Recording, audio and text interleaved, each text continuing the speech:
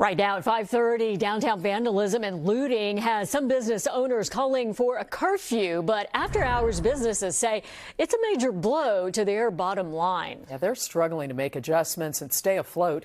NBC4's Karma Dickerson is downtown for us. Karma. Yes, businesses are really trying to adapt, struggling to change it up to make sure that they can balance their competing interests. On the one hand, they have to keep themselves and their staff safe. On the other hand, they are also having to make sure that they can keep their employees on the payroll, pay their rent. And it's all just a really hard thing for them to find a balance.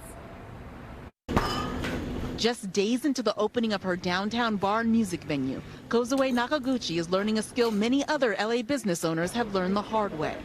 Adapt. I just opened this place a couple days ago. I haven't even been able to announce to people because of this, because I feel like it's not a time to tell them like, hey, I got new business, you know. Buyaka Lounge is the expansion of Kozue's business next door. 464 Burger, a late-night eatery, typically opens 6 p.m. to 2 in the morning.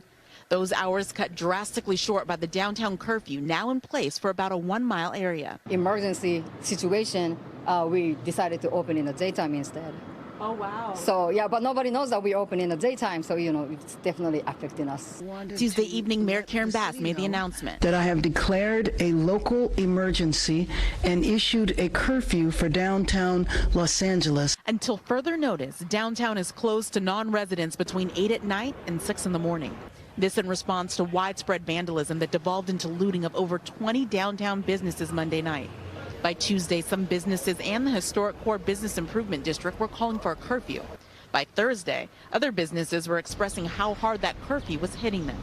The bar Kiso posting to social media, "The curfew is hurting our livelihood." Some businesses tell us it's hard to know what the right approach is. For example, this business has to now close down 4 hours early. They're closing down at 7 to give their employees enough time to get out of here before the curfew goes into effect. But that means cutting employees' hours and loss of business. On the other hand, they say they've been hit before by vandalism and they're concerned about damage to their storefront. Kozue says she's also had to reduce her employees' hours, but she understands the challenging times people in many walks of life in Los Angeles are facing. Safety comes first, you know.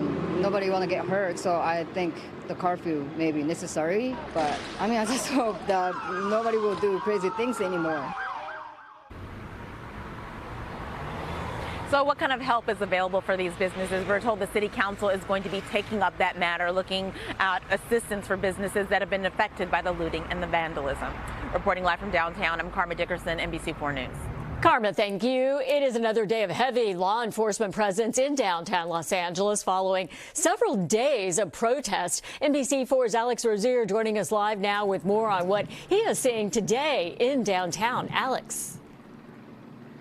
Yeah, Kathy, one thing to make very clear right away here is that the overwhelming majority of this massive city that is Los Angeles is having a Thursday that's pretty business as usual. And even here, right next to LA City Hall, the police headquarters, the area most impacted, it's looking quite normal.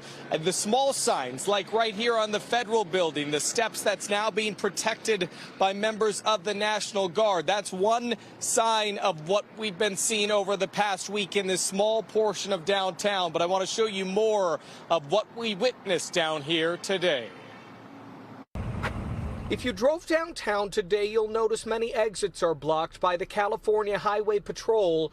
LAPD officers are outside protecting City Hall, while the National Guard stood on the steps of the Roybal Federal Building face to face with protesters focused on their mission to protect federal property. Our country's in distress. David was among the small group of protesters here today. The Mexican-American Navy veteran says he's upset about the increased immigration enforcement in Los Angeles, but he's trying to remain optimistic. Always hopeful for peace, you know, because I feel like I've been a little bit more hateful the last couple of weeks, you know, and that's not my kind of like my personality. So I'm always hopeful that, you know, there's a safe and positive resolution to all this. As protests continue, graffiti lined the walls of several buildings. The fact that people are protesting is one thing. The fact that they're destructive is a completely different thing. Valerie Hanley runs Casa California on Olvera Street. Olvera Street was very quiet today. With ongoing immigration enforcement, protests, and vandalism nearby, Hanley said many vendors and customers are too concerned to come out. It's pretty much like 8 or 10 of us that are open today. The protests really kind of hurt the area. The fact that people just don't want to come, they're afraid of the area, and it takes a long time to recover that. It's heartbreaking to see that families don't want to come out, don't want to enjoy. It's summer, the kids are out of school, you know, parents would want to come down and just spend the day, and now we're not going to have any of that happen. And as we bring you back out live here at the intersection of Los Angeles and Temple, about a block from LA City Hall, you can see a small group of protesters that just arrived at this intersection. Again, we've seen far fewer protesters out here today. This group has just arrived at this corner, but it's certainly a story that we're going to continue to track as it develops in downtown Los Angeles. Reporting live, I'm Alex Rozier, NBC4 News. Okay, Alex, thank you. And our immigration coverage on the raids, protests, and what government officials are doing will resume in a few minutes. We're following the latest headlines both on air and online. And we have an immigration tab on our website, NBCLA.com.